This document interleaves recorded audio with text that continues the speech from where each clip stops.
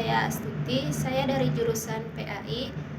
Sebelumnya saya mengucapkan Alhamdulillah telah diberikan kesempatan oleh Allah untuk menyampaikan sedikit ilmu atau membahas materi tentang metode pembelajaran yang di dalamnya terdapat definisi metode pembelajaran, macam-macam metode pembelajaran, dan pemilihan metode yang tepat dan efektif untuk guru mengajarkan kepada peserta didiknya. Langsung saja saya membahas definisi metode pembelajaran. Secara singkatnya, pengertian metode pembelajaran adalah cara atau strategi yang digunakan untuk memfasilitasi proses berjalannya belajar dan mengajar dalam kelas. Oke, selanjutnya adalah macam-macam metode pembelajaran. Yang pertama yaitu metode ceramah, di mana guru atau pengajar memberikan penjelasan suatu topik atau materi kepada peserta didik. Metode ini biasanya dilakukan dengan cara berbicara dan memberikan contoh-contoh yang relevan. Metode ini digunakan untuk menyampaikan informasi dasar atau konsep-konsep yang kompleks.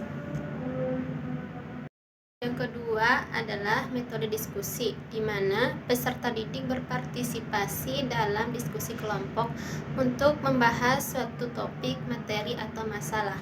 Metode diskusi dapat melibatkan peserta didik atau murid secara aktif dalam proses pembelajaran dan memungkinkan mereka untuk berbagi pendapat, ide, dan pengalaman dengan teman sekelas. Yang ketiga adalah metode praktik, yaitu metode pembelajaran yang dimana peserta didik melakukan suatu aktivitas atau tindakan secara langsung untuk memperoleh pengalaman dan keterampilan. Metode ini digunakan untuk memperlihatkan suatu proses, tindakan, atau aktivitas dapat dijalankan dengan benar dan efektif. Oke, selanjutnya adalah metode penugasan, yaitu di mana peserta didik diberikan tugas atau pekerjaan untuk diselesaikan secara mandiri maupun dengan kelompok. Metode ini digunakan untuk memperlihatkan bagaimana peserta didik menerapkan konsep atau keterampilan yang telah dipelajari oleh murid atau peserta didik itu sendiri. Yang selanjutnya adalah metode pembelajaran berbasis teknologi. Metode pembelajaran berbasis teknologi adalah metode yang menggunakan teknologi atau alat untuk membantu proses berjalannya pembelajaran. Metode ini dapat membantu siswa belajar dengan lebih efektif dan efisien, serta memudahkan mereka untuk mengakses materi pembelajaran dari mana saja dan kapan saja. Yang selanjutnya, metode eksperimen. Metode eksperimen adalah metode pembelajaran yang melibatkan pengamatan dan pengalaman secara langsung terhadap suatu fenomena atau peristiwa untuk mendapatkan pengetahuan dan informasi baru. Metode ini biasanya dilakukan dengan cara mengatur kondisi dan situasi tertentu. Metode ini sering digunakan dalam ilmu bidang pengetahuan, contohnya seperti fisika, biologi, psikologi, untuk mendapatkan data yang akurat dan valid. Metode ini juga dapat membantu siswa untuk memahami konsep dan prinsip yang diajarkan serta mengembangkan pemahaman, observasi, analisis, dan sintesis. Dan selanjutnya adalah metode tanya jawab. Metode tanya jawab adalah metode yang melibatkan interaksi antara guru dan murid, di mana murid diberikan pertanyaan dan guru memberikan jawaban atau bimbingan.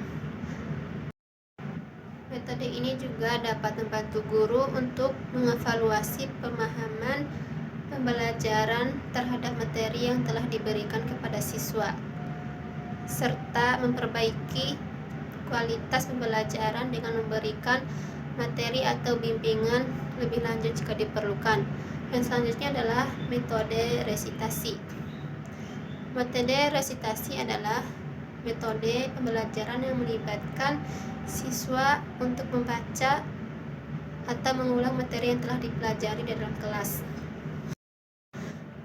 Metode ini juga dapat membantu siswa untuk mengembangkan keterampilan berbicara di depan umum, memperkuat ingatan terhadap materi yang telah dipelajari, serta memahami materi dengan baik.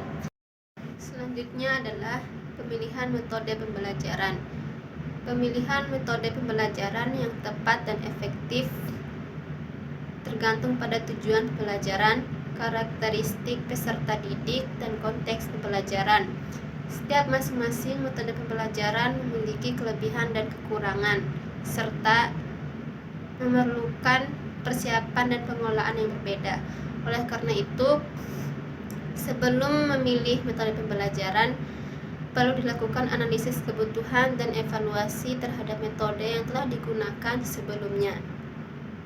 Selain itu, perlu juga dilakukan penyesuaian dan inovasi terhadap metode yang digunakan agar dapat memperoleh manfaat yang maksimal dari pembelajaran. Mungkin itu saja yang bisa saya sampaikan dari sedikit ilmu yang saya pelajari. Kurang dan lebihnya saya mohon maaf. Semoga ilmu yang saya sampaikan dapat memberikan manfaat kepada kita semua. Saya akhiri, wassalamualaikum warahmatullahi wabarakatuh.